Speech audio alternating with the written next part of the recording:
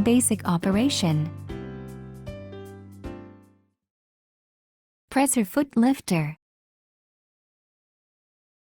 The presser foot lifter raises and lowers the presser foot.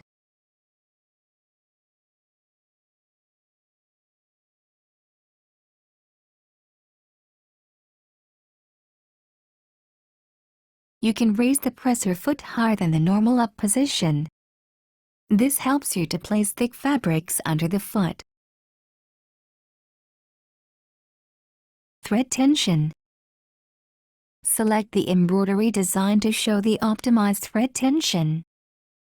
Adjust the thread tension dial to the number shown on the screen. However, you may need to adjust the tension manually depending on the type of fabric. If the needle thread is too tight, the bobbin thread appears on the right side of the fabric.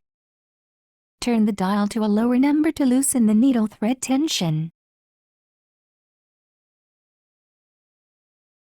If the needle thread is too loose, the needle thread loops on the wrong side of the fabric.